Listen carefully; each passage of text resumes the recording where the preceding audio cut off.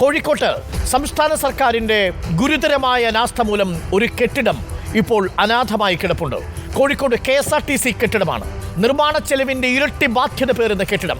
75 കോടി രൂപ ചെലവഴിച്ച് കെട്ടിടത്തിന് പലിശ സഹിതം 160 കോടി രൂപയാണ് KSRTC തിരിച്ചടയ്ക്കേണ്ടത്.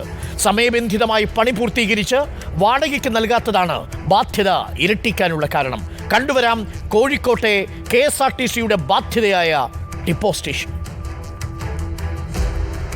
25 കോടിക്ക് നിർമ്മിക്കാൻ ഉദ്ദേശിച്ച കെട്ടിടം പിന്നീട് അത് 55 കോടിയായി നിർമ്മാണ ചെലവ് ഉയർത്തി. നിർമ്മാണം പൂർത്തിയായപ്പോൾ 75 കോടിയായി. ഇപ്പോൾ 160 കോടിയാണ് KSRTCക്ക് ഈ കെട്ടിടത്തിന് മുകളിൽ ബാധ്യതയായിട്ടുള്ളത്. വരുമാനമാണെങ്കിൽ വട്ടപ്പൂജ്യം.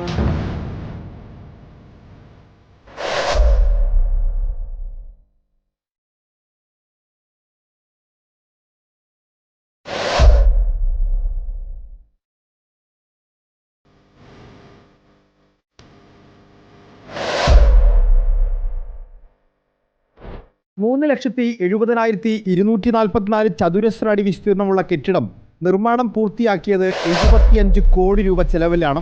2009 ആരംഭിച്ച് 2015 കെട്ടിടത്തിന്റെ നിർമ്മാണം പൂർത്തിയാക്കിയത്. KSRTCയുടെ ഭൂമിയിൽ KTDFC കെട്ടിടത്തിന്റെ നിർമ്മാണ ചെലവ് വഹിച്ചത്. കെട്ടിടത്തിൽ നിന്നുള്ള വരുമാനത്തിൽ നിന്ന് പണം തിരിച്ചടയ്ക്കാനായിരുന്നു പദ്ധതി. ബാധ്യത തീർത്ത് കെട്ടിടം KSRTCക്ക് തിരിച്ചു നൽകും. എന്നാൽ നാളിതുവരെ നയാ പൈസ വരുമാനവുമില്ല, തിരിച്ചടവും നടന്നിട്ടില്ല. പലിശയും കൂട്ടുപലിശയും ചേർത്ത് ബാധ്യത 75 കോടിയിൽ നിന്ന് 160 കോടിയായി ഉയർന്നു. കെട്ടിടം പണിയുന്നത് KTDFC ആണെങ്കിലും ഇതിൻ്റെ ബാധ്യത മുഴുവൻ അവർ എഴുതി വെക്കുന്നത് KSRTCയുടെ പുറത്താണ്.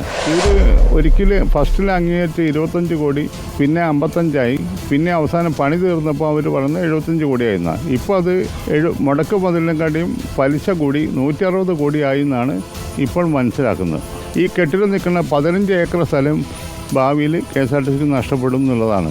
2015 നിർമ്മാണം പൂർത്തിയായിട്ടും കെട്ടിടം വാടകയ്ക്ക് നൽകാൻ സാധിച്ചിട്ടില്ല.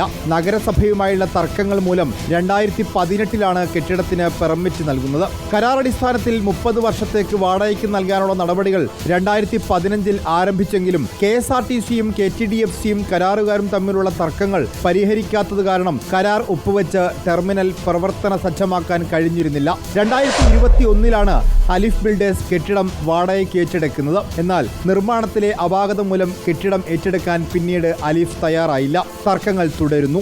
അറ്റകുറ്റപ്പണി പൂർത്തിയാക്കാത്തതിനാൽ കെട്ടിടം ദുരന്ത സ്മാരകമായി ഇപ്പോഴും നഗരമധ്യത്തിൽ തല താഴ്ത്തി നിൽക്കുന്നു.